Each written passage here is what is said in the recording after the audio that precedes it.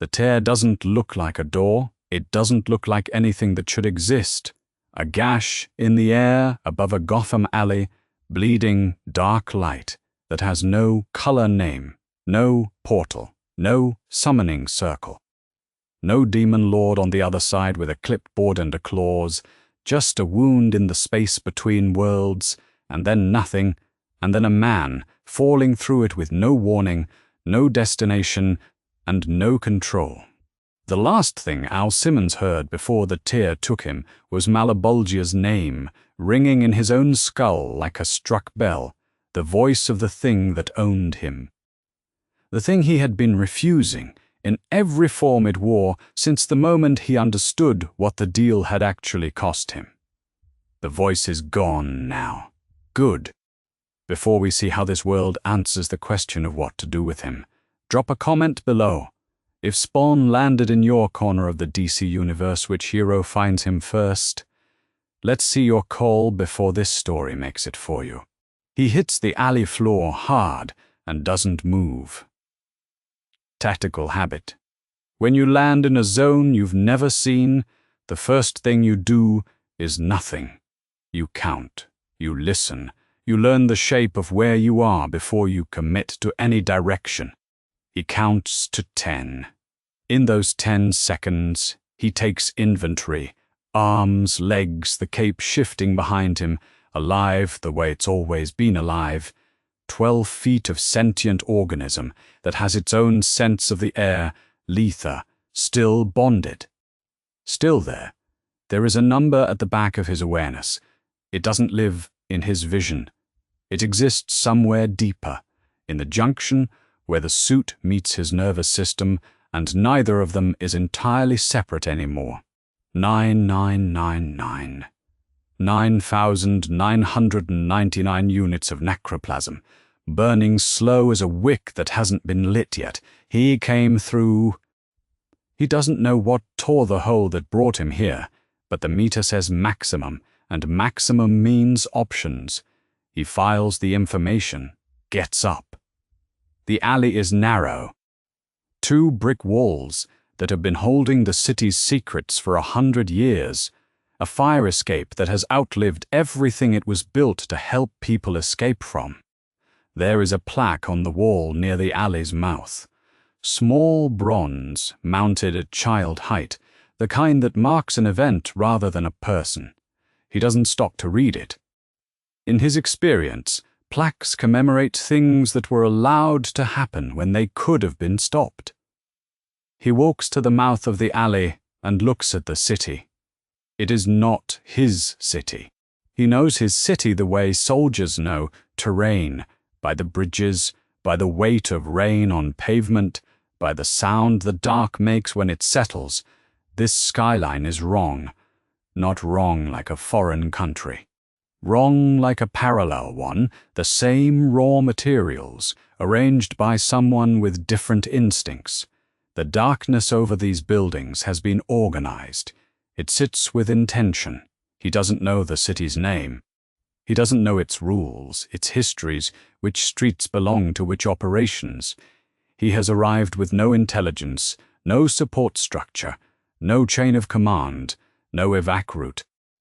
What he has, a lifetime of training built specifically for situations where you have none of those things, and a supernatural organism living in his clothes that will fight to keep him alive regardless of whether he'd personally prefer that. He also has this. 40 feet from the alley mouth, a man is being held against a bus shelter by 2 men who want his coat. Spawn doesn't think about it. Thinking is for situations where you have the option not to act. He moves. No. Necroplasm. The man he used to be, before the dead name, before the hell contract, before the face that looks like what happens when fire decides not to finish. That man knew 17 ways to put a person on the ground without a weapon, and his body has not forgotten any of them. He takes the larger of the 2 men by the wrist before the man registers he's there. One motion. The wrist turns inward, the elbow locks against its own architecture. The shoulder follows where the mechanics lead, and the man meets the pavement with the particular sound of someone who has just fully understood that they miscalculated their evening. The second one turns, raises his fist, Spawn head-butts him. The second man sits down. It is very quiet for a moment. The victim stares up at him. Middle-aged, a cut on his cheek from where he hit the shelter. He is looking at the disfigured face inside the hood, the scarred skin, the white eyes that hold no ambient light, and the cape moving behind Spawn like something that breathes on its own, and the chains hanging loose at the suit's shoulders. His mouth opens. "What are you?" he says. Spawn looks at him. It's a fair question. In 2 years operating out of a Rat City alley in New York, he has been asked this question more times than he can count, and he has never found an answer that covers the whole of it. Dead man, weapon. The government's most successful project and its most expensive mistake. Hellspawn. Every name is accurate. None of them are useful in the middle of an alley at 2 in the morning. "Go home," he says. The man goes. He finds the operation 20 minutes later, not by accident, by reading foot traffic the way his training taught him to read it. Who goes in and doesn't come out? Which vehicles idle in the wrong place for the wrong duration? What a building sounds like from the outside when there's work happening inside that isn't meant to be named. He does not yet know this city is called Gotham. He knows the pattern. The pattern is the same in every city he has ever worked, and it appears to hold across at least 2 worlds. He watches for 20 minutes. Reconnaissance, not hesitation. He maps the exits, counts the interior positions. Goes in at 2:47 a.m. through the fire door. 7 men inside. He is not in the building long. The ledger he leaves by the door. He arranges their IDs on top of it, the kind of organization that gives investigators something to hold when they arrive in the morning. He has done this before. The courts rarely move fast enough to matter to the people who needed someone to move fast, but they need a place to start, and he can give them that much. He goes back to the alley. The plaque is still there. He still doesn't read it. He settles into the shadows above the alley mouth. The cape draws itself around him, Letha pulling his shape into the particular quality of darkness that makes human eyes slide past without catching. He waits for dawn. He doesn't know that every person he encountered tonight is already on the phone. He doesn't know that in this city, when the police face the impossible, there is a protocol for it, and that protocol ends with a single call to a single man. He doesn't know the name Bruce Wayne, or that Wayne watched 2 people die in this specific alley when he was 8 years old, or that the small bronze plaque on the wall behind him is the only thing in Gotham that marks where that happened. He knows the meter is still ticking. He knows this city holds people who need the kind of justice that courts and angels don't provide, and that he can provide it. That, in his experience, has always been reason enough. He watches the dark. He waits. The detective on the crime scene has worked Gotham for 11 years. This city has produced things that would end most careers. She is still here. She does not rattle. She is rattled. 9 men, all dead. Not brawled dead, the kind of dead that comes from someone who knew what they were doing and executed it with absolute precision. Cause of death. Multiple. None of the patterns match anything in the database, and she has access to the GCPD's entire database, which is considerably larger than most people know. The building looks like someone punched through a section of it from the inside. Structural damage that no mechanical tool she can identify would produce. The trafficking operation has been dismantled down to the hardware, not robbed, destroyed. She has worked trafficking cases for 6 years. She knows what this node was for. Whatever did this knew too, and apparently decided that knowing was sufficient cause by the door. 9 wallets. 9 sets of ID, arranged in a neat stack. Someone organized them for whoever came to look. She calls it in to the one person in Gotham the GCPD calls when the evidence stops making sense.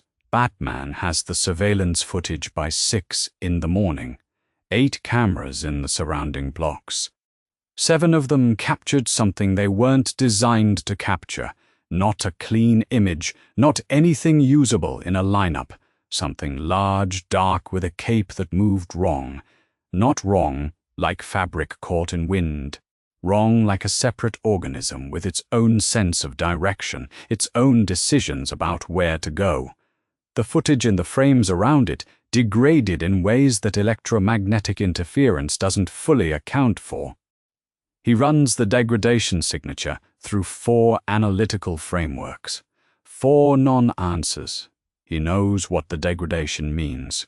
He has a word for it that he uses reluctantly, because accepting the word means accepting a category of problem that none of his contingency plans fully address. Supernatural. He also knows what the execution methodology means. He has spent 20 years mapping every form of lethal force developed in every military tradition on Earth. The kills inside that building match patterns from 3 separate special operations training programs with modifications that suggest the person synthesized their own approach over time. This was not a weapon. This was a soldier who became one. He contacts 3 people who keep files in categories that don't have clean names. None of them recognize the description. He has never seen those 2 things in the same file. He builds a file. It has almost nothing in it. The second night it moves again. Spawn doesn't use the door. The crime boss's penthouse is on the 37th floor. The window is sealed. The security system is current, not GCPD grade better.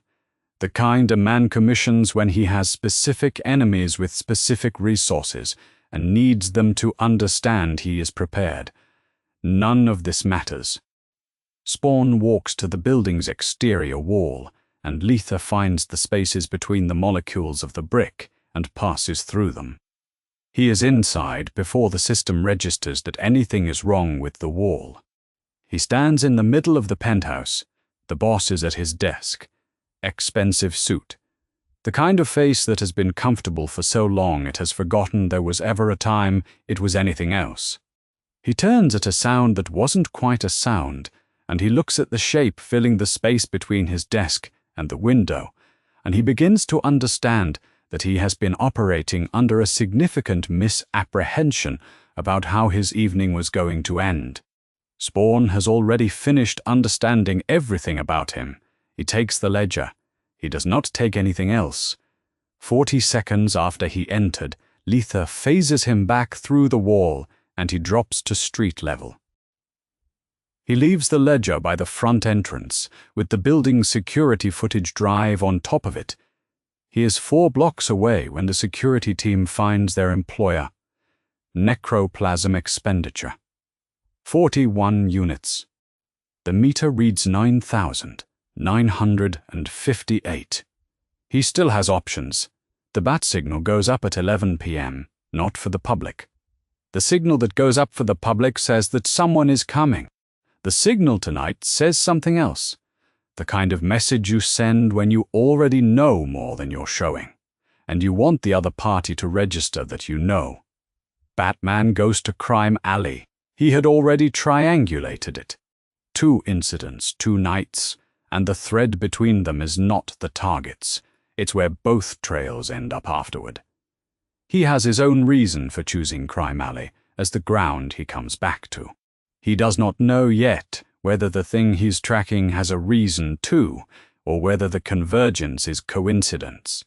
He has never, in 20 years, found a coincidence he would trust. He goes anyway. He finds Spawn in the dark above the alley mouth. Not hiding, the suit could produce concealment. He knows that much from the footage, but Spawn is not concealed. He is positioned the way a soldier positions himself when he has chosen his ground and is giving the other party the choice of whether to approach. Batman reads this in the first 2 seconds and files it alongside everything else. He drops from the rooftop above the alley in silence and lands 10 feet from Spawn. The cape settles. He does not move. He looks at the shape in the dark, the dimensions of it, the way the second cape moves without any wind to drive it, the chains, the white eyes in the disfigured face that hold no ambient light. He catalogues what he can see. He catalogues, separately, what he cannot explain. Spawn looks at him. The assessment takes 4 seconds. Heavy functional muscle under whatever the suit is moves like someone who has trained the hesitation out of his own reflexes. No firearms visible, no insignia, no communication device, and no fear response. Gotham generates fear in almost everyone who stands in an alley at midnight. Looking up at a bat, it is in part the point. This man has either suppressed it completely or it is genuinely absent, and neither option is reassuring. Not a criminal, something that has chosen, as Spawn has, to work in the dark. The thing behind him, the second cape, except a cape does not make autonomous tactical adjustments, shifts and repositions without any signal from the man wearing it. Batman has encountered bonded organisms. He has never encountered one that reads a tactical situation before its host does. Something in the way. Spawn speaks first. You're not a cop. Batman's expression doesn't change. He has registered the voice, modified by the suit in ways he can't attribute to any known technology, and filed it with the rest. His answer is one word. No. The silence between them has the weight of 2 people who have each arrived independently at the same decision. Whoever moves first is giving information. Traffic from the street above filters down between the buildings. Somewhere further out, a siren picks up and fades. "What are you?" Batman says. Spawn doesn't answer. Batman doesn't answer either. The cape moves. They stay exactly where they are. Neither of them goes anywhere at all. The standoff ends the way they always end between 2 people who have decided, independently, not to start something they can't control. One of them moves. Batman moves. The Batarang is in the air before Spawn tracks the launch, not aimed at Spawn's face, not aimed where most people aim, which is wherever they are looking. Batman aimed for the join between the cape and the neck, the seam where a suit meets bare tissue, the single point on any supernatural attacker where armor transitions to anatomy. A precise throw. Under any other circumstances, it would have found its mark. Letha catches it. The cape moves 2 feet to the right, without any instruction from Spawn, extends a fold of itself, and the Batarang slaps into it and stops dead, not deflected, caught. Like something with hands.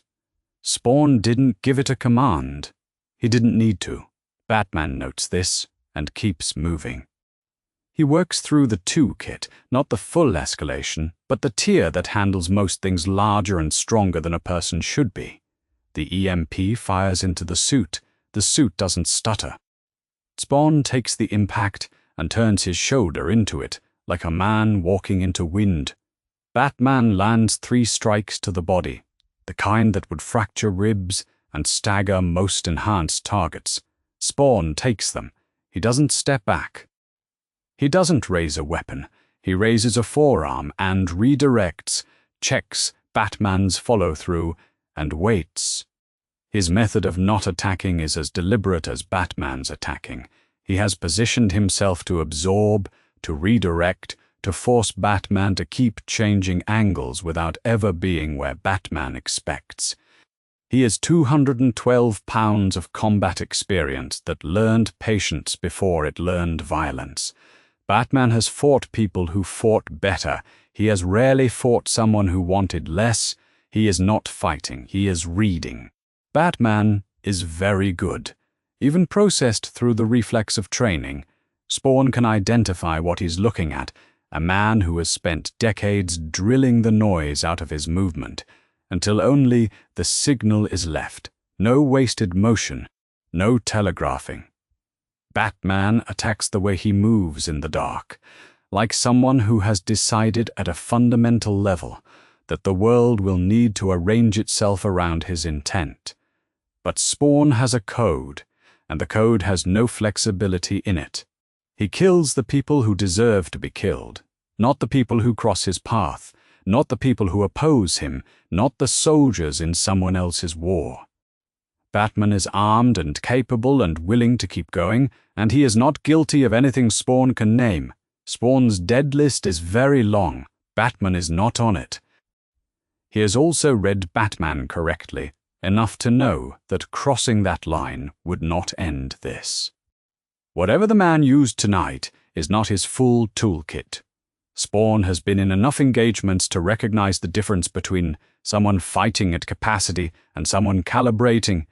Batman is holding back too. Two people, each with more available, each choosing not to use it. Spawn doesn't step back. The suit absorbs the punishment and Letha closes the damage behind it, not because Spawn directs the healing, but because the suit has been fighting alongside him for years and has opinions about wounds. A gash opens across the back of Spawn's left hand from a batarang edge. It seals before Batman can press it. The skin doesn't scar, the suit doesn't show the mark. Batman sees this and recalibrates. The new read, forming in real time, not armor. The suit is a living system doing active damage control. That means repair has a cost. Probably resource, probably time. He has never fought a symbiotic organism in the field, but the theory applies. Overwhelm the repair rate with simultaneous damage from multiple vectors. He reaches for the micro-EMP, designed for organic adjacent technology, neural implants, bioelectric augmentation, anything that uses the body's electrical system as a substrate. He fires it directly into the cape's mass. No electronics, no substrate to find. Batman files the result without showing it on his face and reaches for the grapple. The grapple fires at Spawn's center of mass. Batman intends to pull him off, balance, break ground contact, create the window that losing your footing opens. It works on almost everything that has feet. Spawn lets it hit. The grapple line goes taut. The motor kicks, and a chain comes off the suit without wind-up or preparation, uncoiling from the shoulder in a single flat arc. It wraps the grapple wire 3 times in the time it takes Batman to register that it's moving, and then the chain pulls. Not back, forward. Batman is yanked into the alley space before his weight can counter the angle. He deploys the cape for drag, catches a handhold on the fire escape, arrests the motion. He ends up 10 inches from Spawn's face. Eye level, Spawn looks at him. "You're not who I came for," he says. Batman looks back. His expression is the one trained to give nothing away while taking everything in. "Neither am I," he says. The chain is still looped around the grapple wire. Letha is still holding both. Neither of them moves. Then Batman is on the rooftop and gone, and the alley is empty, except for the plaque on the wall and the dark, and Spawn is back in the shadows watching the space where Batman was. The meter, 9,890. 109 units spent in a fight he chose not to finish. The code works in both directions. Batman's rule keeps him from using force that would actually stop Spawn, and Spawn's rule keeps Batman alive. He waits. The Batcave runs the analysis for 6 hours. Magic-based entity. Not demonic by any DC catalog definition, the energy signature matches no known infernal source. Origin, non-terrestrial, or extra-dimensional, or both. Operating methodology, selectively violent. The killings are targeted, the pattern is consistent. Guilty parties, specific operations, no collateral, no database match, no known precedent. Batman sits with the results for 2 more hours. He checks every alternative interpretation. He checks his own reasoning for confirmation bias, the tendency to read a pattern as legitimate because it resembles something familiar. He has never, in 20 years, arrived at a conclusion that read, "This entity is not a villain, but is not under control, and I cannot be certain it will stay the first while it remains the second he has now." He pulls up the Justice League secure channel. He composes the message 3 times, what he sends. Something arrived in Gotham. It is not a villain by any standard we normally apply. But I cannot contain it alone, and I cannot guarantee it stays that way. He attaches the footage. He attaches the analysis. He attaches the file with almost nothing in it. At the Watchtower, a notification arrives on a screen where Superman is already working. He opens the footage. He watches it. He watches it again.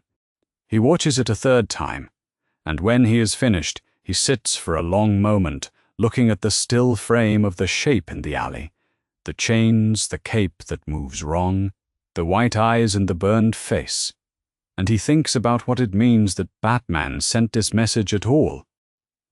Superman can remember each time Batman has asked the League for help. He does not need to count them to know that this message, "I cannot contain it alone," belongs in a different category from the rest. "I'm on my way," he says. The Watchtower footage runs at normal speed, then at half. Superman watches both passes without speaking. Batman watches him watch it. "They're protecting people," Superman says. "We don't know their threshold," Batman says. "We don't know what triggers the shift from protection to something else, what their criteria are, where the line is, or whether a line exists. We don't know if we're a category they've considered. Wonder Woman has been quiet through both passes. The energy signature is magical," she says. "I ran it against the Olympian record, against Atlantean deep magic, against every divine source I've been trained to identify. It doesn't match any of them. This is not Greek. This is not any cosmology I was raised inside." She pauses. "It feels old, older than most things I'd call old, and it is not benevolent toward us, though it isn't aimed at us either.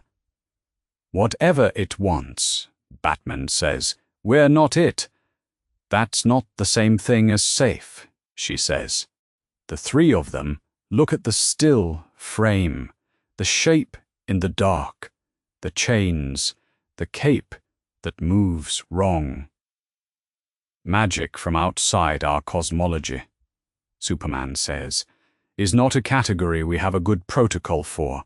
"No," Batman says. "We don't." Zatanna arrives in Gotham at dawn with her readings already compiled. She has been doing mystic forensics for 15 years, and she knows exactly what she is looking at when she knows, and she knows precisely when she doesn't. The detection work. She runs in the alley, returns a result that should not be possible, given what she understands about the architecture of DC's magical record. The entity's power source is infernal, demonic, deeply embedded, not a surface contamination, but a structural condition. A being made from the material rather than tainted by it. And it does not register against any demon lord she has catalogued. Not Trigon, not Neron, not any documented source of infernal power in the records she cross-referenced before making the call. He picks up on the second ring, which means he was already awake, which means he already knew something had changed in the world. Hell's spawn, he says, before she has described the reading. Come to Gotham, she says. He arrives in 3 hours, which for Constantine means either he moved fast or he wanted to look like he did, and distinguishing between the two has never been a skill she fully developed. He walks the alley with his hands in his coat pockets and the cigarette in his mouth that he is technically not supposed to still be smoking, and he confirms the reading the way he always confirms things, with a single look, calibrated to communicate that he already knew. Dead soldier, he says, made a deal with a demon lord, got resurrected as a weapon being, got cheated on the terms. That's standard, by the way. That's how the template works. He crouches by the wall and reads something in the residue that isn't accessible to her instrumentation. What's not standard is I don't know this lord. I know most of them. I've made it my business. He stands, looks at the alley mouth, looks at the city behind it, looks at whatever Constantine looks at when he goes quiet. There are hells we've never mapped, he says. This one has teeth. I know that because something this bound and this directed doesn't come from a hell that doesn't have an agenda, and I don't know the agenda. He takes a drag. That's the part that should worry you. Jason Blood does not get many visitors at his London flat, and the ones he gets rarely bring good news. Constantine is neither good news nor a visitor Blood particularly tolerates. But Constantine arrives with a case that falls squarely under a Trigon's expertise, a hell-bound entity from a hell outside the record. And Blood has spent centuries learning that refusing a Trigon, a problem worth solving, is a reliable way to produce a worse problem on a shorter timeline. He opens the door. The transfer takes a moment. Blood speaks the verse that has been his since Merlin bound him at the fall of Camelot, the words he cannot remove, the passenger he cannot evict, and Etrigan steps forward. Etrigan looks at Constantine with the expression he always wears around Constantine, which communicates, without the register of rhyme, that the demon's professional assessment of Constantine's soul has not improved since their last meeting. They bring the spiritual residue to Gotham, to the alley. Etrigan crouches in the space where Spawn sat, and he is still for longer than he is usually still. He presses one hand to the ground, where the residue is heaviest, and reads what is there in the way his kind reads, through sensation rather than language. When he speaks, it is in the caste register that marks his rank in Hell's hierarchy, the rhyme that is not poetry and not affectation, but the badge of a specific tier. Not born of any lord, I know this soul was sold to someone below the records here. A different throne. He came here wrong and came alone. He stands. He does not elaborate. He looks at Constantine, and Constantine looks back, and the full meaning passes between them without needing to be translated. Constantine translates for Zatanna anyway. Whatever Spawn is bound to, the binding doesn't trace back to anything in DC's record, no mapped jurisdiction. No authority here recognizes the contract, which means no authority here can break it, claim it, or use it to get purchase on him. He drops the cigarette. He came through on the outside of every system that would normally give someone power over him. He's been free this whole time. He just doesn't know it yet. Zatanna says, "Does he seem like someone who'd want to know?" Constantine considers this for longer than he usually considers anything. Yes, he says, and no. Raven feels it from a distance. She has spent her life learning to read. Hell energy by texture, by pattern, by the particular direction of where it's aimed. Her father's power has a specific signature.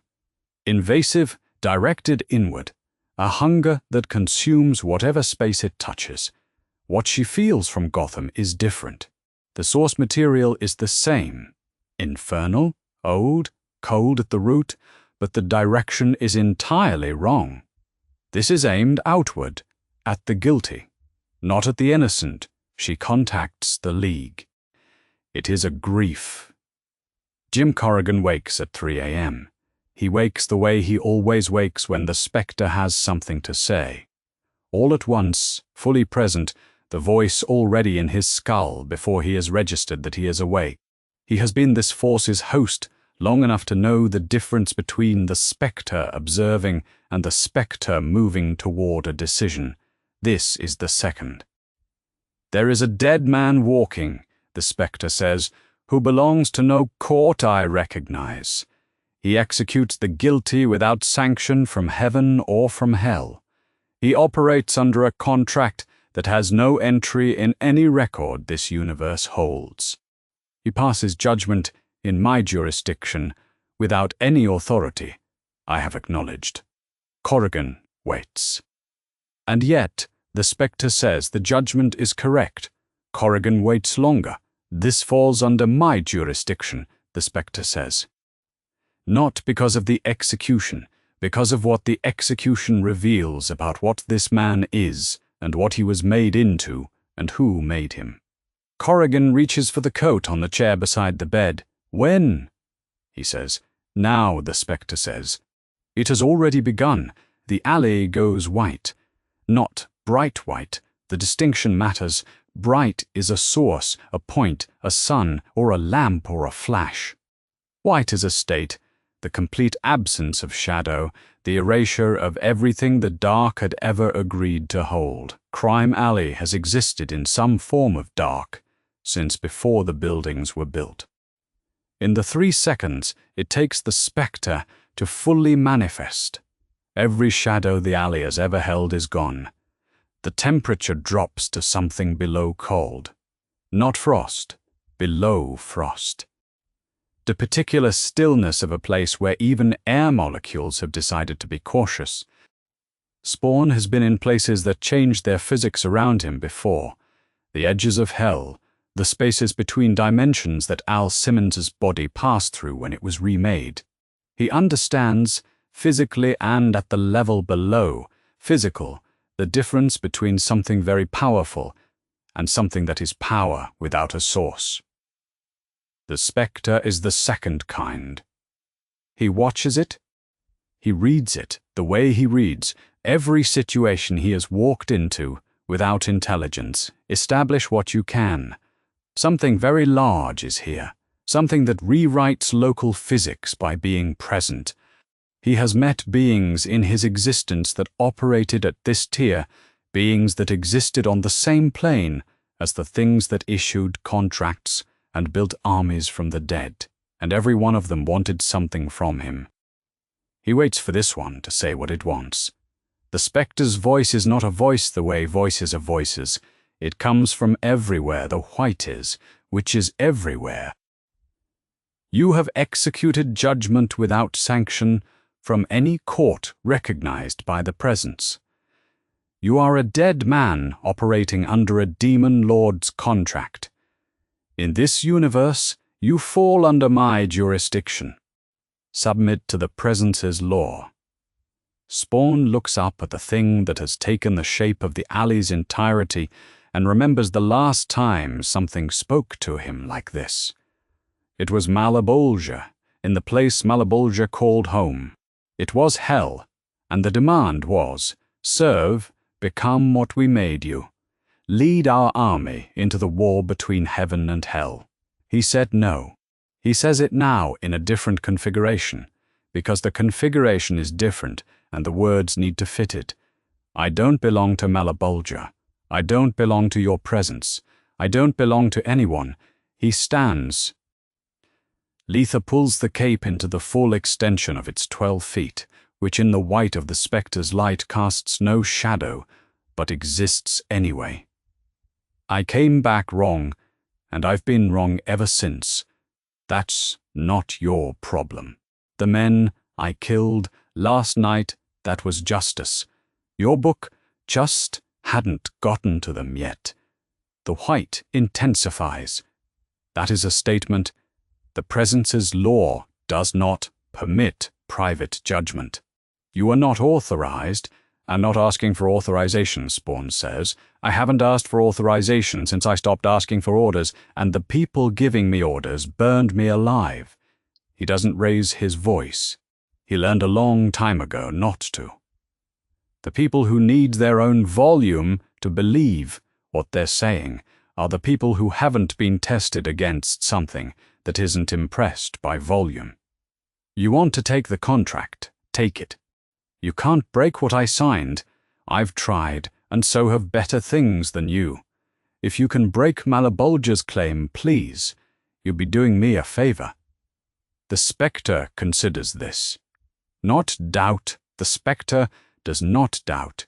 What requires consideration is the law. The presence's law structures this universe's cosmic architecture with specific rules about competing legitimate claims, and Spawn's contract with Malabolger is real.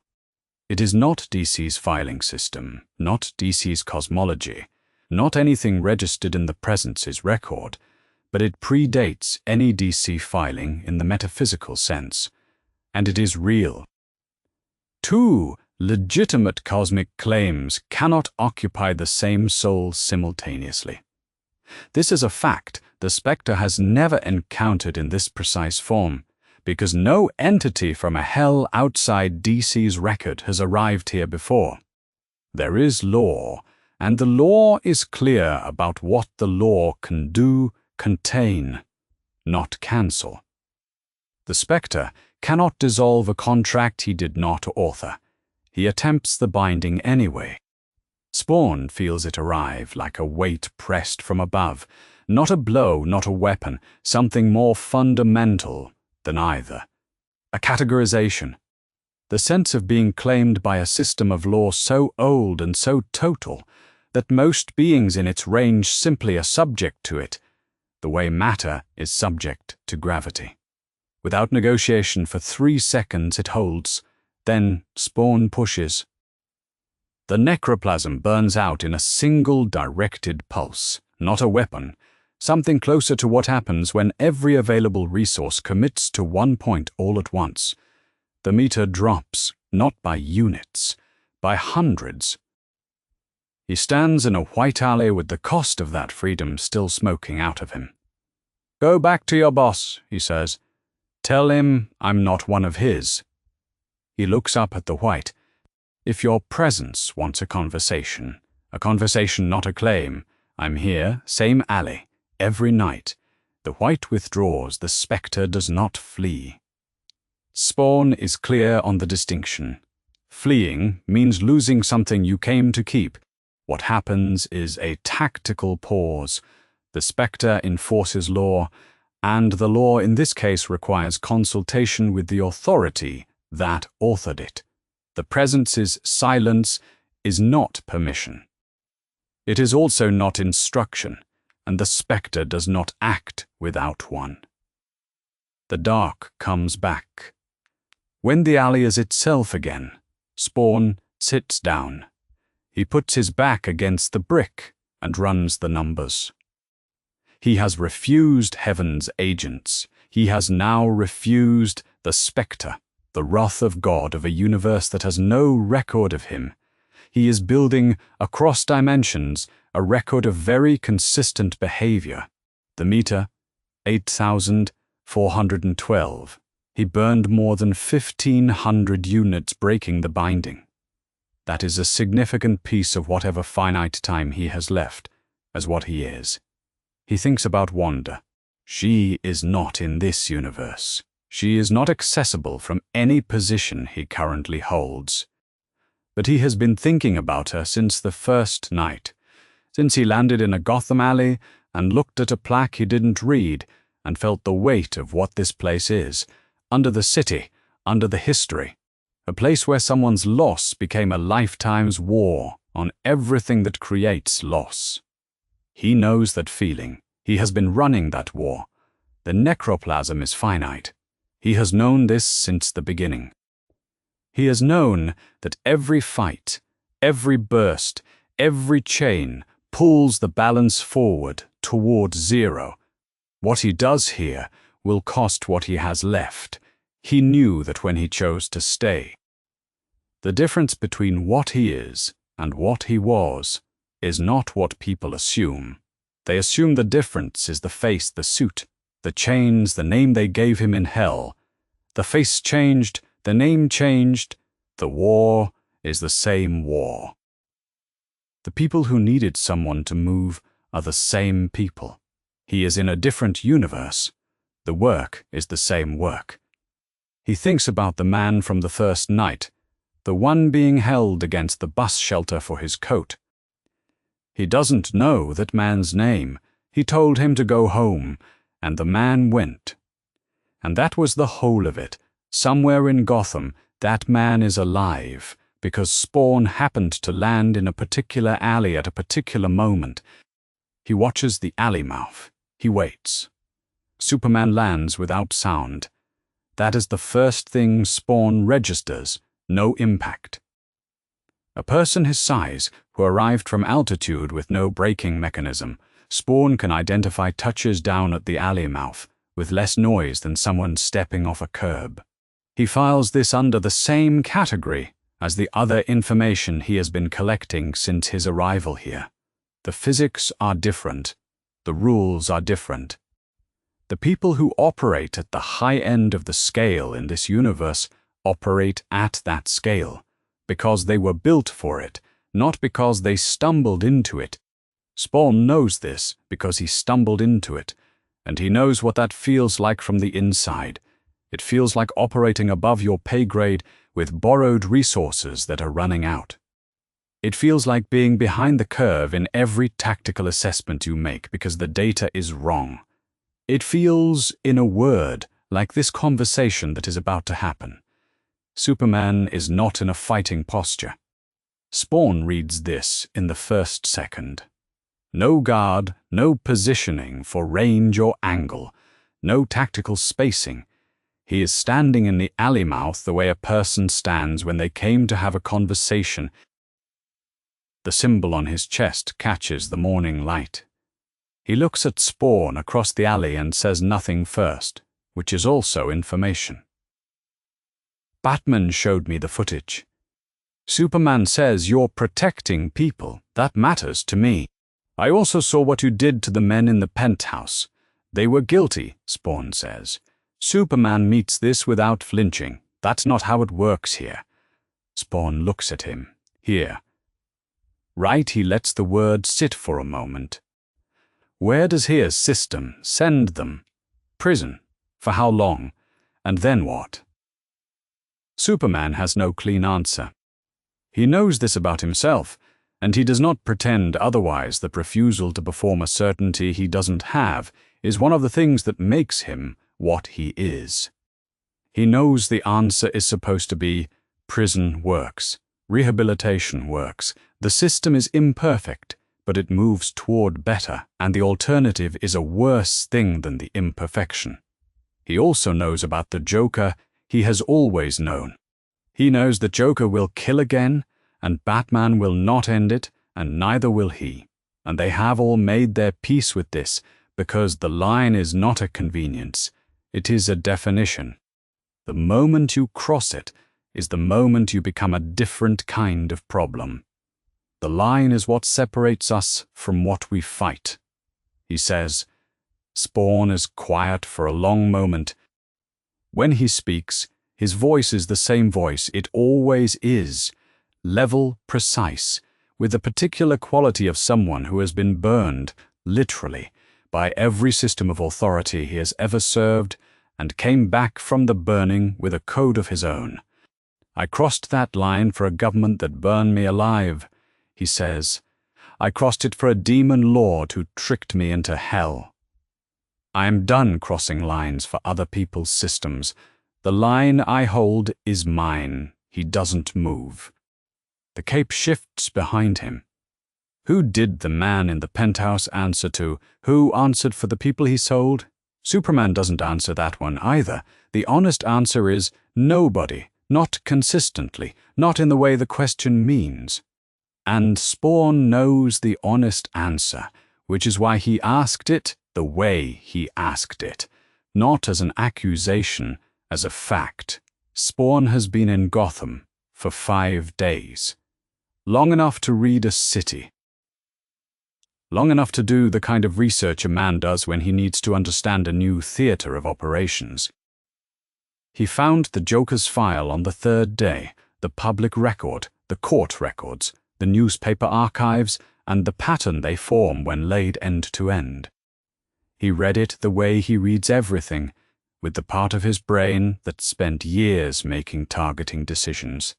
There is a man in this city, he says, who has killed hundreds of people, methodically, repeatedly, with full knowledge of the system you operate in, he pauses. Your system has failed to stop him so many times that the failure is no longer a malfunction. It is the design. Superman waits. You know, Batman won't end it. You won't end it. Why? It is not an accusation. This is the thing about Spawn that Superman registers in this moment and will carry out of this alley. The question is genuine. He actually wants to know. He is asking Superman, a man who could physically end it in a second and has chosen not to every single time, to explain why in terms that make sense to someone whose entire existence was built on the premise that the people who should have protected others failed them and paid no price for it. Superman has been asked this question before, in various forms, by people who wanted him to confirm what they already believed. He has never been asked it by someone who has no investment in the answer being what they hoped. He doesn't lie. He doesn't simplify. Because the moment I decide I'm qualified to make that call, he says, I'm a different kind of threat. And then someone has to stop me. Spawn looks at him for a long moment. That's the best answer I've gotten, he says. It's not enough, but it's honest. He does not say whether he will go after the Joker. He doesn't say he won't. The question stays where it landed, between them, in the space neither of them fills, because that is what the question is. Something that doesn't resolve. Superman doesn't try to make it resolve. He has enough respect for what Spawn is to give it the answer it deserves, which is not a solution. He is about to leave when he stops. He turns back. Whatever brought you here, Superman says, I don't think it was an accident. The universe doesn't usually send something like you somewhere. It doesn't need you. Spawn stares at him. He does not respond. Not because he has nothing to say. He has learned to recognize when something has been said to land and not be argued with, but because what Superman said is the first thing anyone in 2 cosmologies has offered him that didn't ask him to serve or rule or surrender. The first thing that simply named what he might be, without demanding anything from it. Superman leaves. He doesn't look back. Spawn watches him go until he has gone from sight. He watches the empty sky where Superman was, and the alley mouth, and the city that doesn't know his name. He has been here for 5 days. In those 5 days, he has been confronted by a man who fights without powers and would not stop, by the cosmic enforcement authority of this universe, which could not hold him, and by the most powerful being on this planet who came to talk instead of fight, and left without getting what he came for, and without pretending he had. None of them are like the people who burned him alive. None of them are like Malebolgia. None of them are like anything he has been fighting for 2 years in his own world. He doesn't know what to do with that yet. The meter, 8,412. He spent nothing in this conversation. That is the first time in 5 days that a confrontation has cost him nothing. He watches the alley. Somewhere in Gotham, the question he put down between them is still sitting where he left it. He walked away from it. It is still there. It will still be there tomorrow. He waits.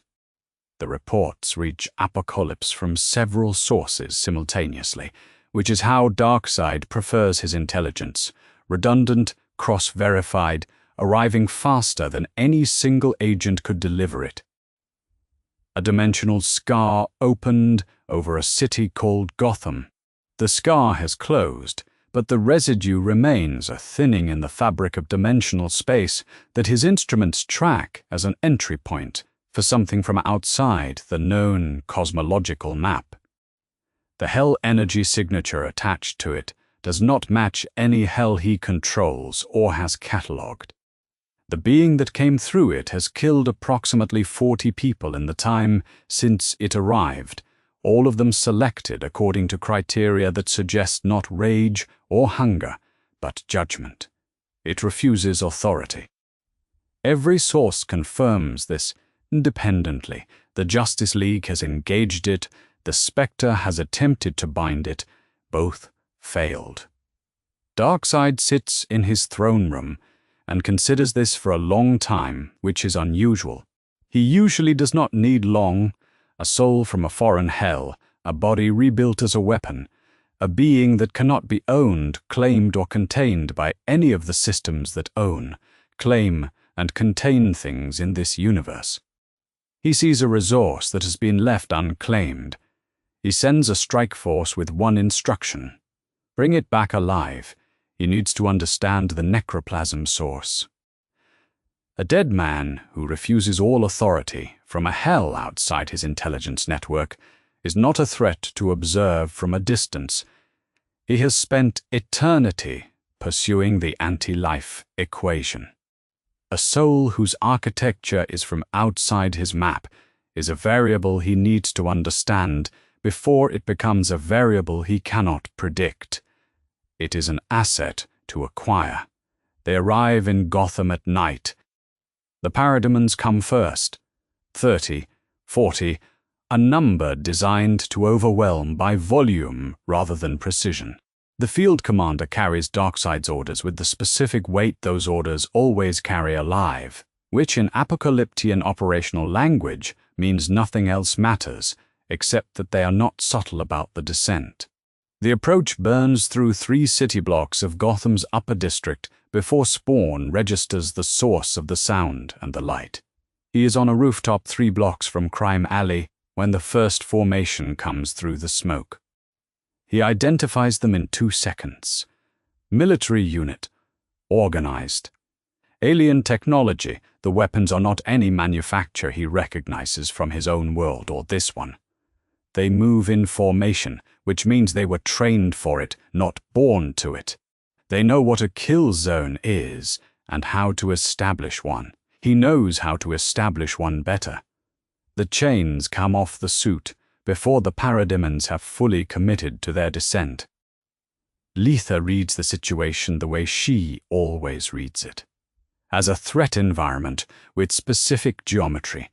And the geometry here is 40 soldiers approaching in a cone formation toward a single target. Spawn provides the tactical decision. He moves toward them instead of away, which is the last thing 40 soldiers configured for capture expect. Their weapons are set for stun rather than kill. Spawn's code does not apply here.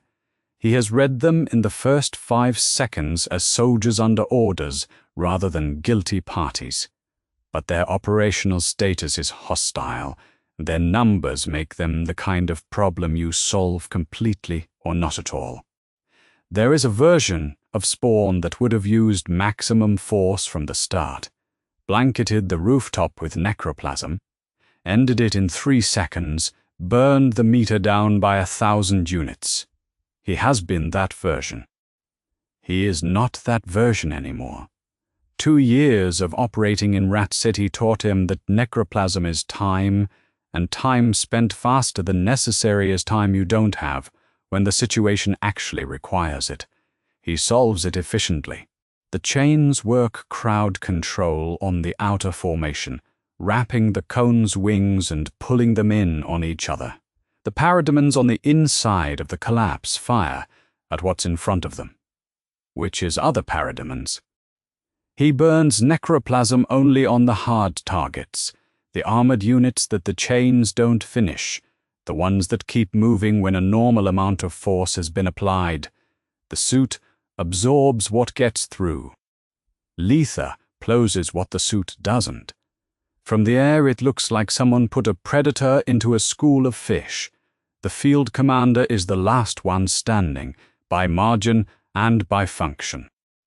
They stayed back, command position protected, and watched the unit they arrived with be dismantled in 45 seconds.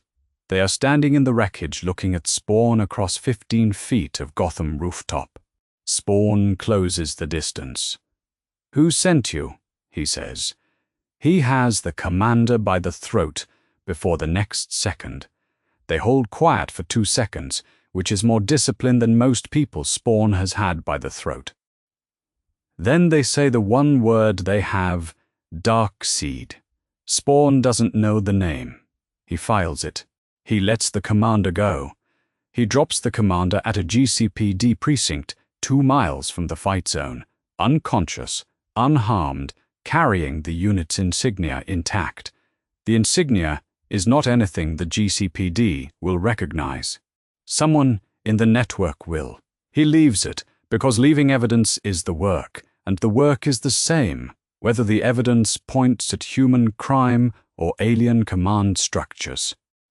Batman's surveillance network captured everything.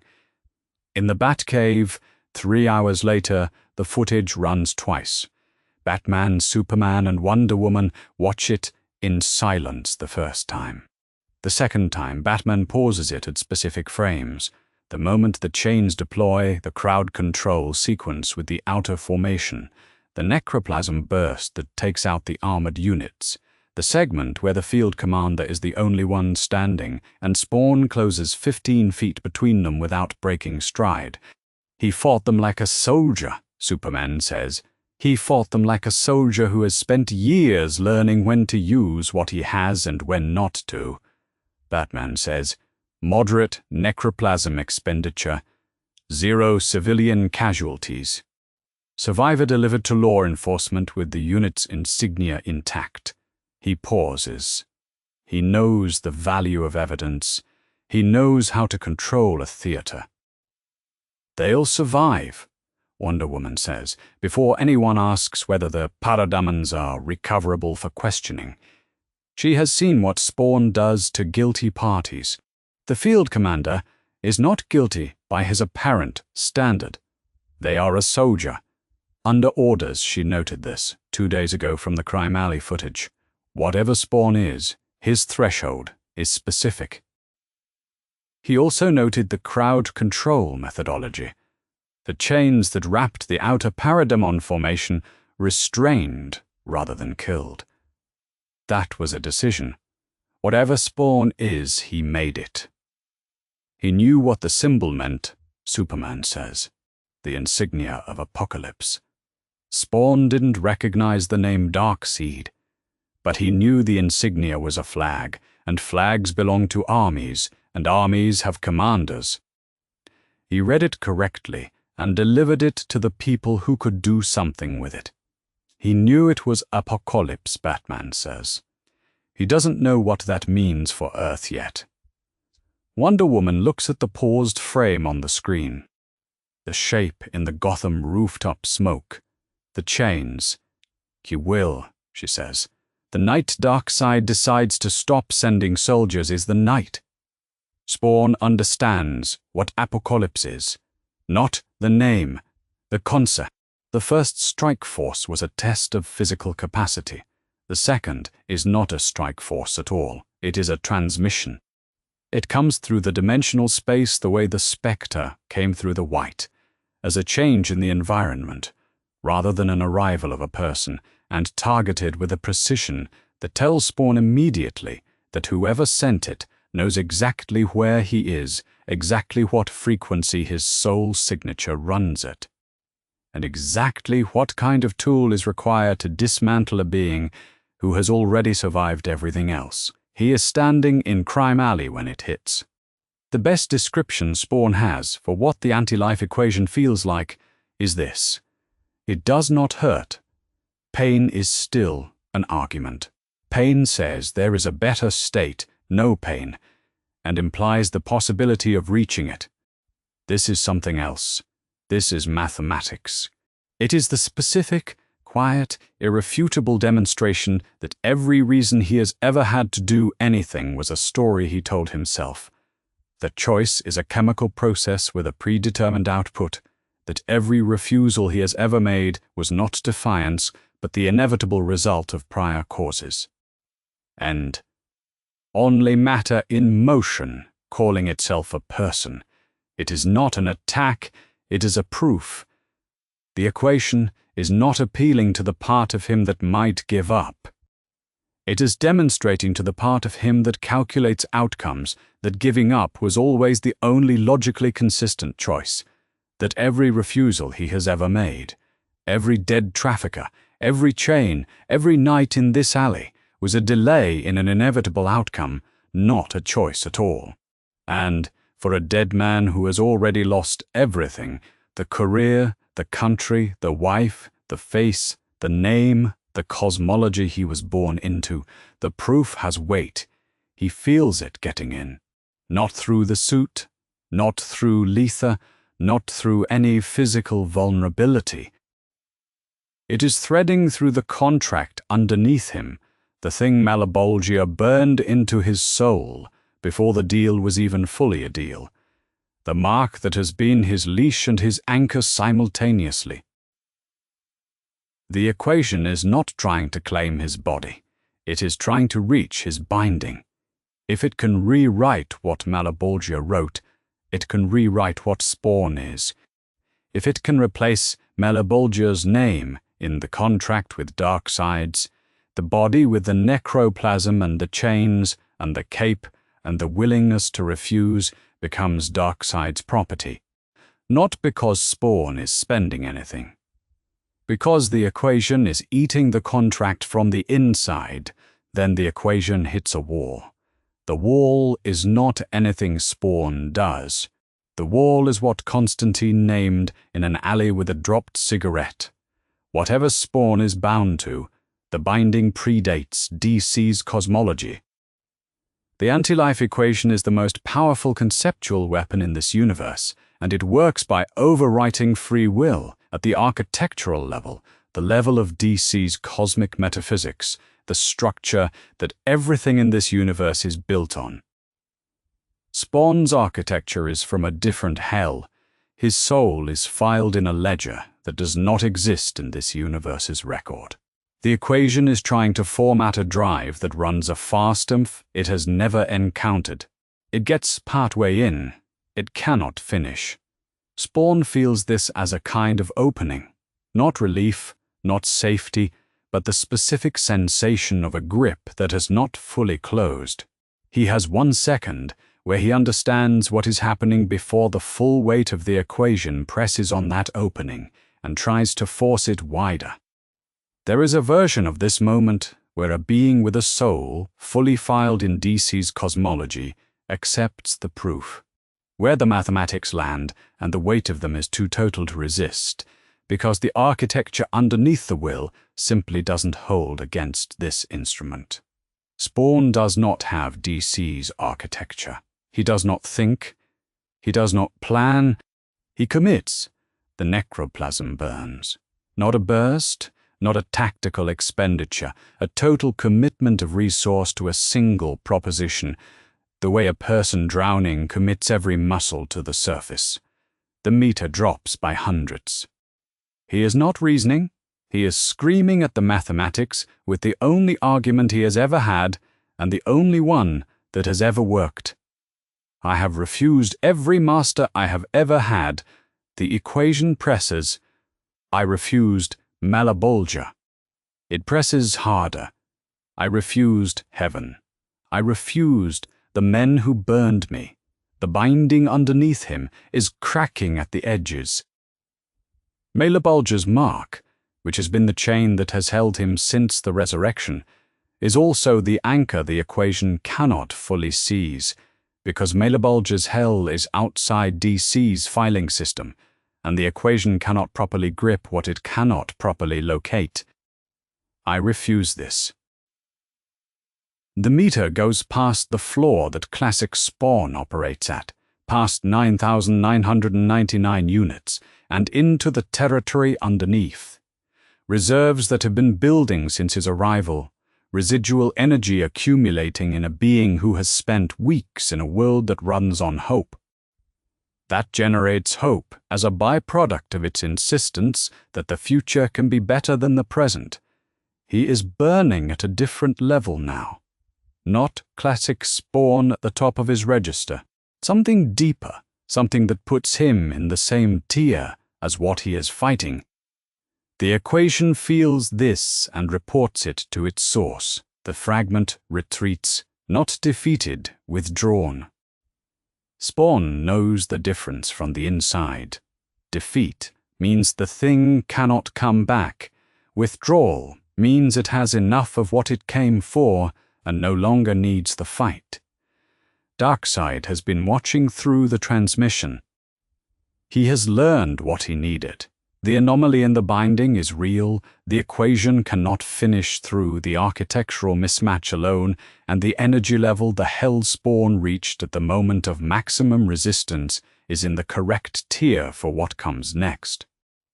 The fragment was a test. The full deployment will not be in the Batcave. Batman watches the energy spike on his instruments and does not fully understand what he is looking at. He understands it well enough. Whatever just happened in Crime Alley, the Hellspawn is now burning at a level his calibration tables place in the same tier as Darkseid's physical form. The reading holds for 4 minutes and then stabilizes lower. 4 minutes is long enough to be certain. He pulls up the League's secure channel. "We move now," he says. He does not explain the message. The instruments are attached to the channel. Superman and Wonder Woman can see the same spike. If they need an explanation, they are not paying attention in Crime Alley. Spawn sits against the brick. He does not know what just tried to reach him. He knows it failed. He knows the cost was higher than the Spectre and the Parademon Strikeforce combined, and that the cost was worth it, because the alternative to paying it is belonging to something again. The meter reads something lower than he would prefer to think about. He has refused every master he has ever had. He is still here. He watches the alley mouth. He waits. The assault is coordinated. Darkseid has planned it to land simultaneously across 3 cities. Parademons over Metropolis, Gotham and Central City at the same moment, timed to the energy spike from the equation transmission. He ran the calculation. A Hellspawn burning through what his instruments registered should come out compromised. If not dead, then depleted to the point where one more engagement would finish what the equation started. He calculated correctly. He didn't predict that compromised would mean burning at Hell King capacity. The Parademons hit at 11 p.m. Every alarm the League has fires at once. They split the way they've split before. Superman takes Metropolis, his city, his weight to carry. Wonder Woman takes Central City, because what's needed there is decisive force with no collateral, and she is the best at holding both simultaneously. Batman takes no city. Batman takes Gotham's coordination, which is the job that looks simple from the outside and keeps the city from eating itself during the air war overhead. Shazam is already in the air over Gotham when the Parademons arrive, the improvised variable, the person already in the right place, the factor Darkseid's calculations tend not to account for. The scale of the incursion is the largest the League has faced outside a full-spectrum crisis event. Batman says this to no one in particular, while managing 6 simultaneous communications channels, and it is the kind of statement that functions as the opposite of reassurance. Spawn registers the Parademons overhead. He does not wait for orders. He does not wait for alliance. He has not waited for permission since before he was dead. The cape spreads. Letha reads the geometry of the air above Gotham, the formation of the descent, the distribution of the units, the approach vectors, and she extends to full capacity. 12 feet of organic symbiote becomes something larger, something that doesn't translate easily into any name Spawn has for it. Not wings, not a storm, but something that partakes of both. He goes up into the middle of the parademon wave and hits it from below. The parademons were not expecting anything to come from below. He burns through the leading edge in 40 seconds, drawing on the reserves the equation tested, and did not drain the Hell King tier that came online when the mathematics tried to prove he couldn't refuse. He can. He is. The chain sweep crowd control arcs through the formation. Necroplasm finishes what the chain's root. He doesn't burn at maximum. He has been in 3 engagements in 48 hours, and he knows the meter's number, and he does not spend what he cannot afford. He lands on a Gotham rooftop, and a shadow drops from the building above. Batman! They don't speak first. Spawn lands. Batman is already in position. A parademon squad comes over the rooftop edge, and they both move at the same time from different directions. And from the outside it looks coordinated because it is coordinated, not by communication but by 2 people who read the same tactical geometry. The squad goes down in 16 seconds. Batman watches Spawn work the last 3 parademons. Chain, forearm, no wasted motion. And when it is over, he says, "You're not wasting a single move." "I never learned how," Spawn says. "And they don't build on it. They don't need to." Batman turns back to his coordination network, and Spawn goes back up, and that is the entire alliance. 2 sentences long, which is sufficient. The Avatar manifests over Metropolis at 11:47 p.m. Not Darkseid in full form. A partial projection, a dimensional presence dense enough to interact with physics, dense enough to stagger Superman, dense enough that when it makes contact with the street, the crater radius is visible from the upper atmosphere. Superman engages. He has engaged Darkseid before. He knows what divine weight feels like at Avatar scale, and he knows that hit and move is the only approach that works on his own. Staying in contact means absorbing cumulative force that adds up faster than solar energy replaces it. He is doing that geometry when Spawn arrives from the east. Descending out of Gotham airspace at a speed the Avatar doesn't register as a threat until the necroplasm bolt hits it. Magic, Darkseid's Avatar is built of divine physiology. Superman's solar-powered physics strikes it, and the Avatar absorbs, redistributes, accounts for the impact. Magic does not work the same way. Magic bypasses the accounting. The necroplasm bolt hits the Avatar, and the Avatar registers damage the way a person registers a knife, instead of a fist, not because it is stronger, but because it arrives by a mechanism the physiology was not built to absorb. The Avatar turns its attention to Spawn. Spawn looks at the symbol on Superman's chest, the glyph, the House of El mark, the thing he has been looking at since his first morning in Crime Alley, without understanding what it means. "What does that mean?" he says. Superman is bleeding from his lip. He does not appear to be particularly concerned about the bleeding. "Hope," he says. Spawn fires another necroplasm bolt. This one he burns hot. This one he spends without calculating the cost, because the meter is a number, and numbers are finite, and the work in front of him is the work, and the work is what he is. The Avatar staggers. Its full attention is on Spawn now. Superman hits it from behind. The combination works. It works in the way that combinations work, when each component does something the other cannot. Superman as the anvil, weight and force and physics hammering at the divine form from one direction. Spawn as the edge, the magic-derived necroplasm finding the architecture that solar physics cannot reach. The avatar retreats. It pulls back. The dimensional conduit opens, and it is through and gone. Together, they pushed it back. Neither of them alone. Superman is standing in the crater the Avatar's arrival made, calculating what the engagement would have cost the city if he'd been working solo. He has fought Darkseid before. He has not pushed an Avatar into retreat at this scale, this fast, with this level of city preservation intact. The variable was magic. The variable was Spawn. Neither of them will forget this. The parademon waves disengage at 12:23 a.m. They do not fight to the last unit. When the Avatar withdraws, the operational logic of the incursion withdraws with it, and they retreat through dimensional conduits in formation the cities hold. The League stands in the aftermath of the Metropolis crater. Spawn is on the perimeter, apart from the rest of them, watching the closed conduit.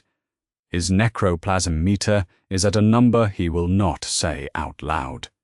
Hell King tier output costs at Hell King rates. Wonder Woman approaches. Not the way she would approach a civilian or a team member or a threat. The way she approaches someone who has earned a specific kind of acknowledgement. The acknowledgement given between soldiers after a line held. "You fought well," she says. Spawn does not answer. He is staring at where the conduit closed. At the absence in the air where a god's projection was 20 seconds ago, at the space between this moment and the next thing Darkseid will send, he knows Darkseid will send something else. He is still here. The channel opens in the space between 1 second and the next.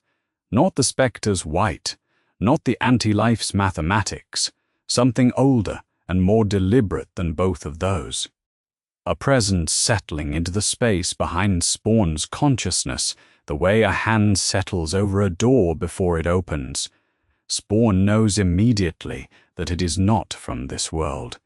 The frequency is wrong, too heavy, too patient. Darkseid. He doesn't announce himself. He doesn't need to. Spawn has felt this weight before, not Darkseid specifically, but the specific gravity of a being that has existed long enough to move through power, the way water moves through terrain, along the path of least resistance, without effort, with absolute certainty that everything it touches will eventually comply. Al Simmons, Darkseid says, the name lands differently than it has landed in some time. Not a mistake, not a provocation, a key inserted into a specific lock. I know what you lost. I know what was done to you. I know the name of the woman you would have burned down the world to keep. And I know she exists in another dimension, unreachable by any mechanism this universe's cosmology provides. A pause that is not a human pause. Not uncertainty, calculation. I can reach her. I can cross the dimensional boundaries you cannot. Return her to you. Give you back the one person you would have died to keep. The presence, in his mind, does not rush the silence that follows. Even the gravity of this universe's darkest architect understands the weight of what he is offering. In exchange, serve me. Outside in Metropolis, the League's instruments register the change. Batman is the first to see it. The necroplasm signature has shifted from the stabilized reading he has been watching since the Avatar's retreat into something else. Not an expenditure, a fluctuation, as though the current underneath the meter is being tested from below. Spawn is standing in the rubble of the impact zone, motionless. He has not moved in 90 seconds. Something is happening, Batman says. Superman is looking at the same readings. He does not say what he suspects. He has been in enough of his own impossible moments to recognize the shape of someone being offered something they cannot easily refuse. Wonder Woman does not look at the instruments. She is looking at Spawn, through the scope of the perimeter camera, the stillness of the cape, the exact quality of his posture, which is the posture of someone bearing a weight that arrived from inside rather than outside. She has seen this before, in herself and in others. She does not interrupt it. Al Simmons has had this moment before. It did not look like this. It was not a dimensional channel opened by a god from a world that runs on suffering. It was a burning building, and the shape of a demon lord made of darkness, and the single word, serve. It was a handler in a government facility saying the words that translated to, you can be more than what you are, and what you have to give in return is only what you would have given anyway. The language changes, the architecture changes. Malebolgia's hell, the government's chain of command, Darkseid's cosmic machinery running on the anti-life mathematics that tried to prove free will, was a story matter told itself. Give me your will, and I will give you the thing you need.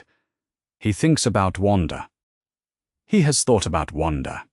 In every city he has defended, every alley he has patrolled, every night he has spent with his back against brick, while the weight of what he gave up presses on him the way it pressed on him in the first weeks after the resurrection. The grief does not soften.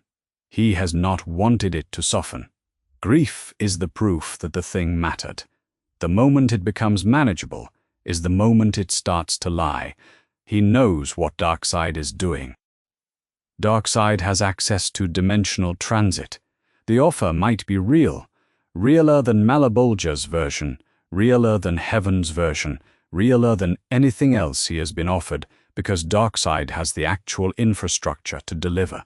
The question is not whether Darkseid could bring Wanda back. The question is what he would make of her when he did. A version of Wanda handed back by Darkseid. He holds this image long enough to understand it completely. Holds it until he can see, with the clarity that comes from being dead, and then not dead, and then running on borrowed time, in a borrowed universe with a borrowed name, exactly what that would mean. Hers on the outside. Darkseid's in the architecture. And he would know it every time he looked at her. And he would not be able to stop looking, because grief does not care what it knows. That is how the offer works. That is the point. The grief becomes the leash. Every master he has ever served offered him something he needed. The government offered purpose and a target list. Malebolgia offered power and a promise that was a lie before he was done burning. They all meant the same thing. Give me your will, and I will make the thing you cannot stop wanting into the thing that keeps you in line. He has one thing left that nothing in 2 universes has taken. He held it when Malebolgia's army surrounded him. He held it when the spectre pressed down with the full weight of this universe's cosmic law. He held it when the anti-life equation found the seam in his contract and pulled. He is still holding it. He will not give Darkseid that. The last person who made me that offer, Spawn says, is why I'm here. The channel is still open. He lets it be open. He wants Darkseid to hear the next part clearly, through whatever dimensional medium a god uses to listen. I killed his army. He fires the necroplasm blast down the channel, not because it will physically reach the source, not because it will damage a being of Darkseid's class through a mental connection, but because the rejection needs to be complete, the kind of no that does not invite follow-up, the kind that closes a door and does not leave a gap underneath it. The necroplasm burns down the line, and he means every unit of the cost. I'll kill yours. The Omega beams come back. This is not surprise. Spawn has been in enough situations to know that a refusal delivered at that clarity to a being like Darkseid is a test, not the end of the engagement. The beams curve through space-time on the path they always curve. There is no position. in the geometry of this universe that places a target outside their reach. And Spawn does not try to find one. She phases everything she can reach, the suit, the cape, his body, where the suit interfaces with it, in the fraction of a second before the beams arrive. Not a dodge. He does not dodge. They hit. He feels it as the sensation of something fundamental about this universe's physics, disagreeing with his continued existence at volume. And the phasing holds against a fraction of that impact, and does not hold against the rest. He is moving backwards before he has processed that he is moving. The wall behind him does not stop him, it slows him, he hits the ground, he gets up, Superman arrives from the west, Wonder Woman from the east. He registers them in the peripheral edges of whatever his vision is, which is currently running several steps behind his body's requirements. The Omega beams have fired. Darkseid is calculating, why is the Hellspawn still standing? The partial phasing should not have absorbed sufficient impact to leave the target functional. The pause, while the calculation runs, is the only opening there is, and it is the opening they use. The three of them together, Superman's physics, Wonder Woman's force, and the last coherent reservoir of necroplasm Spawn, confined in the meter, converge on the Avatar at the moment the calculation is still incomplete. Darkseid does not have the answer to what Spawn is. What you cannot fully account for, you cannot fully counter. Unknown variables make even gods cautious. The Avatar withdraws, not defeated. Darkseid's retreat is a decision, not a collapse. He does not return. Spawn finds a wall. He lowers himself against it with the specific deliberateness of someone who knows that if they do not control the descent, they will not control it at all. Letha draws tight, pulling in, conserving, making herself small. Every extension she holds costs, and the meter is a number he can feel rather than read.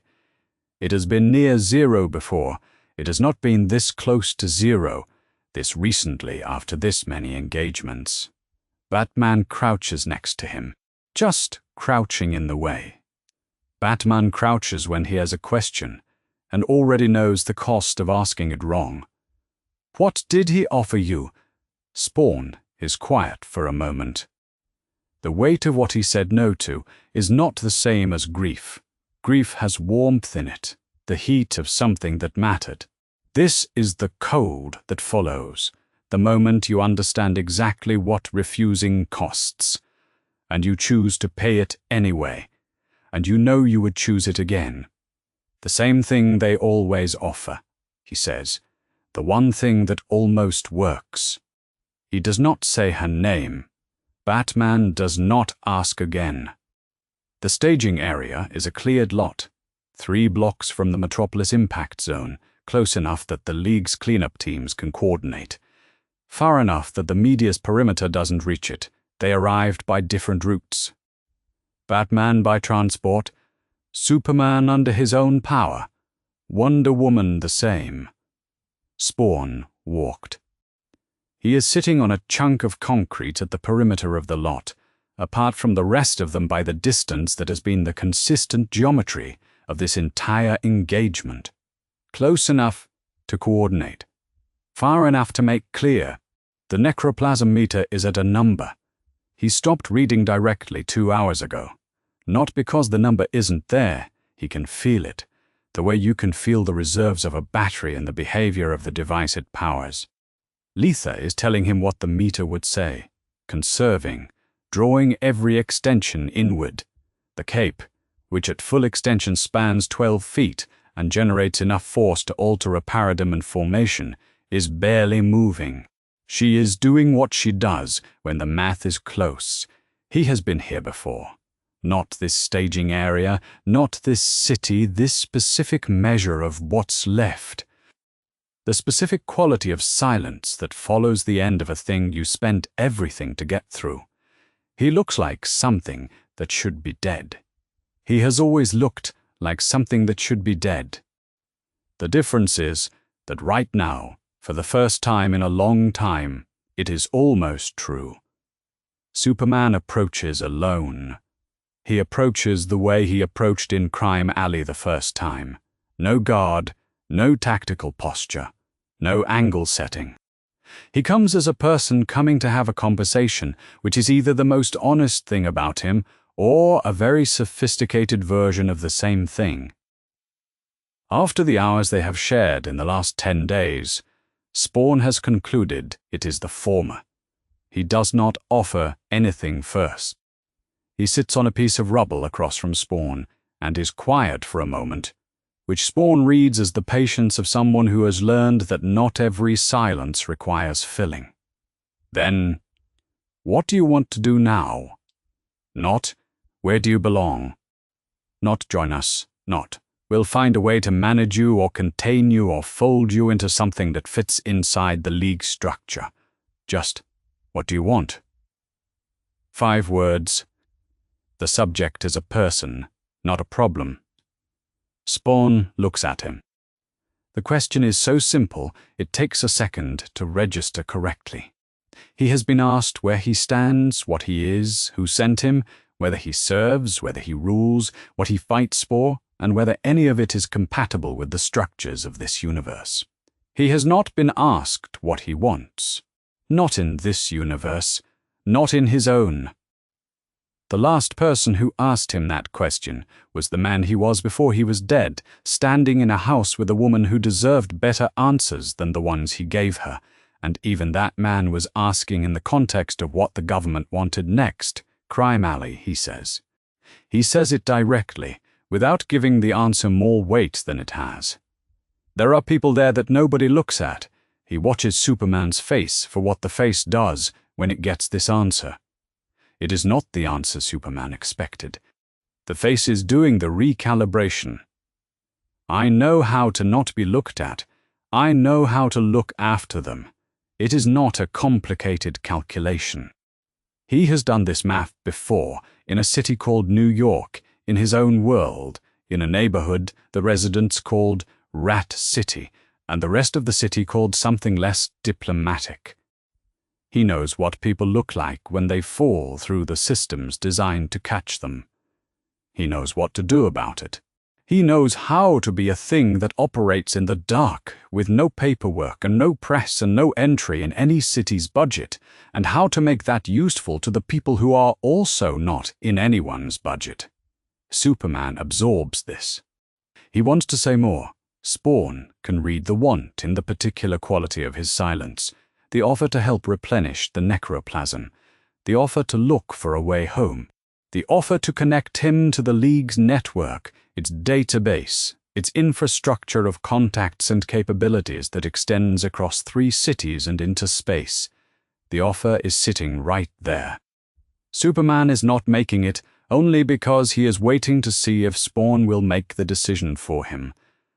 I've had enough of other people's resources, Spawn says. Superman nods once. He was going to make those offers. He is not going to make them now. Wonder Woman says what Superman doesn't.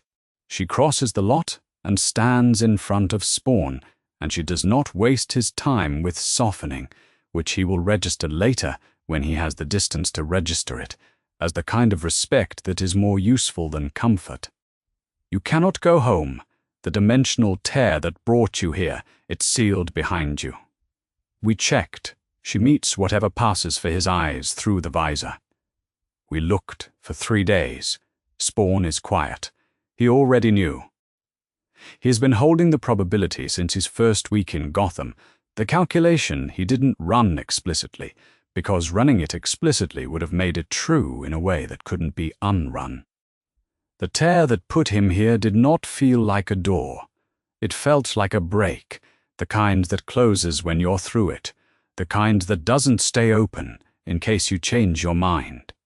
Wanda is in a universe he can no longer reach. She was already in a life he couldn't return to. Terry Fitzgerald, the life they built in the years Al Simmons was away, and then dead, the years the government's accounting put him in a column marked closed. He understood that part. He burned away in Botswana, and what came back out of the fire wasn't someone who could walk back into that house and sit at that table. He has known this since the beginning. He came back wrong, and he has been wrong ever since, and the life was already gone before the tear ever opened. Now the universe is gone too. He sits with this. He doesn't perform the weight of it. The witness already happened, in the years between the resurrection and now. This is just the confirmation, the third and final door, in a sequence that started with a burning building in Africa and ran through a demon's contract and ended here, in a lot in Metropolis, with Wonder Woman being honest with him. "Thank you for checking," he says. It is the most he has said to her across everything. Batman finds him in Crime Alley that night. Not with the team, not with a speech prepared. He comes alone, in the dark, in the way Batman moves when he is not there to fight anything, which is a different way than any of his other ways. Quieter and more careful, as though the absence of a target makes him more deliberate rather than less. He doesn't say much. He stands near the ledge for a moment, reads the alley the way he reads every space, exits, distances, angles, and then he sets something on the brick. Small, a device, flat, matte black. The kind of thing you wouldn't notice if you weren't looking for it. "One channel," he says, "in case you need backup." He turns to leave Spawn without looking at him. "I won't use it." Batman stops. He doesn't turn around. "I know," he says. He leaves anyway. His footsteps cross the alley to the mouth and do not come back. Spawn looks at the device on the ledge for a long time. He does not pick it up. He does not throw it away. The Gotham night carries the city's sound 2 blocks in every direction. A siren moving north, the elevated train taking a curve, something closer that might be a fight, or might be someone hitting a dumpster lid. He has been here long enough that the sounds have started to sort themselves, what needs him, what doesn't, what is the city simply being itself. The device sits on the brick. He does not touch it.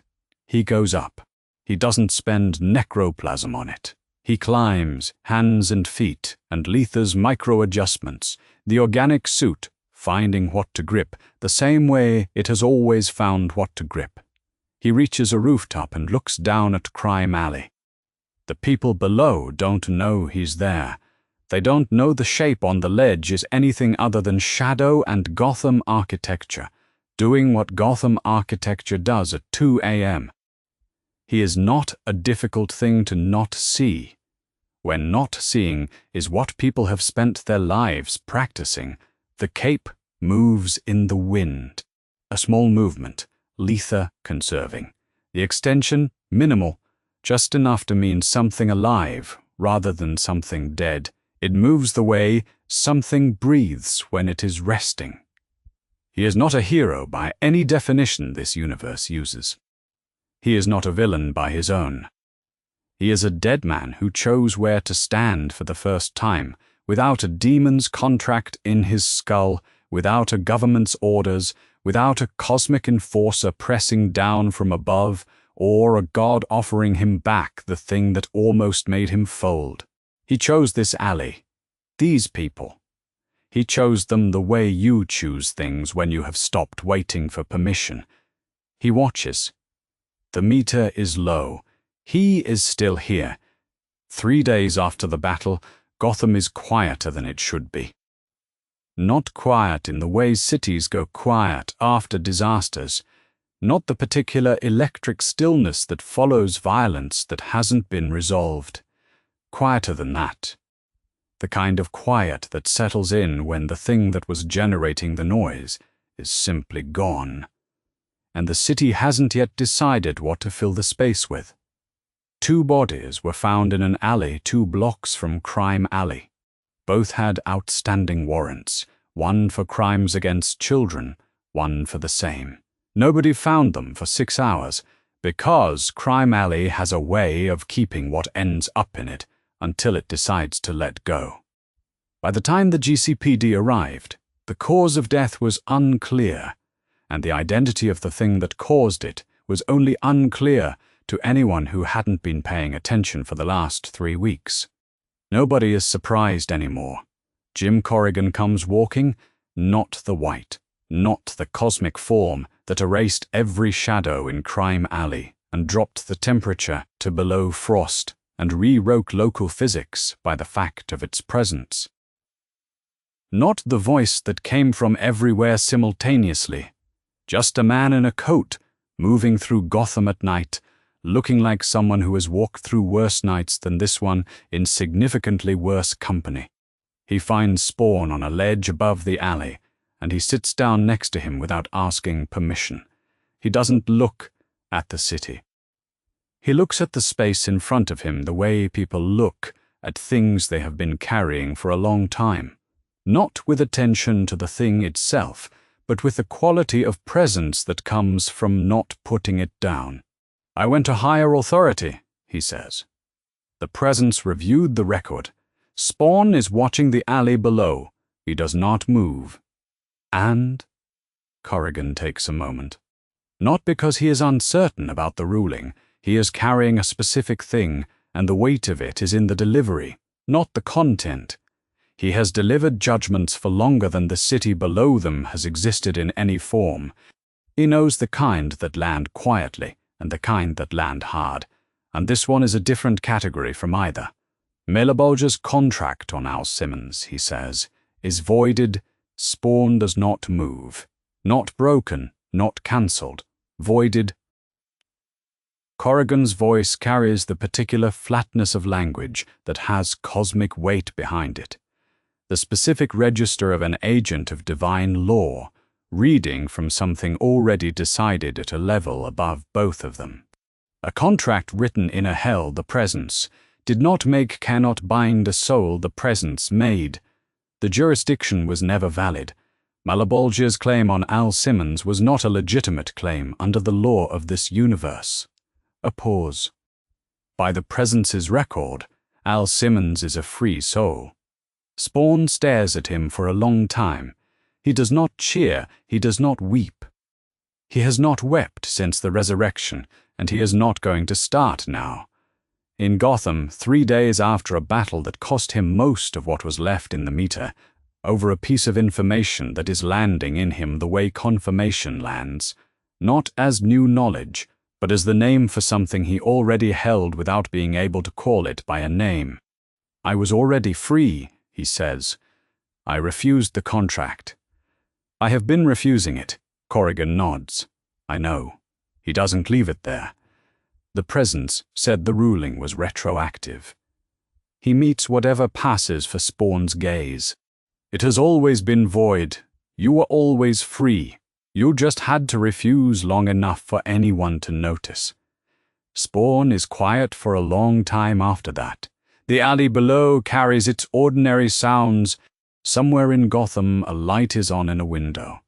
Someone asleep in a bed who will wake up tomorrow without knowing that the thing on the rooftop refused a demon lord's army and a god's mathematics and an offer of the one thing it wanted most in 2 universes. They are safe in their bed partly because of that refusal. They will never know. He looks at Corrigan. "The contract's still in me," he says. "Whatever Malebolgia wrote, it's still written." "Yes," Corrigan says, "it's just not binding. The writing stays. The claim doesn't." The Spectre leaves the way Jim Corrigan leaves, walking down a fire escape, through the alley, out the alley mouth, and gone. Not white, not cosmic, not the erasure of all shadow. Just a man who came with a ruling and delivered it, and returned to whatever the presence's law requires of him next. Spawn is alone with the fact. He has spent 2 years in his own world, and the better part of 3 weeks in this one, refusing the thing Malebolgia put in him, not because someone told him to. Not because the refusal was going to be recognized or rewarded or filed in any record anywhere. He refused because the alternative was belonging to something, and belonging to something was what he had already done twice, and both times the thing he belonged to burned him. He refused because it was the only action left that no one could take from him. It turns out the refusal was also correct, not in the heroic sense, not in the sense of a journey with a moral arc.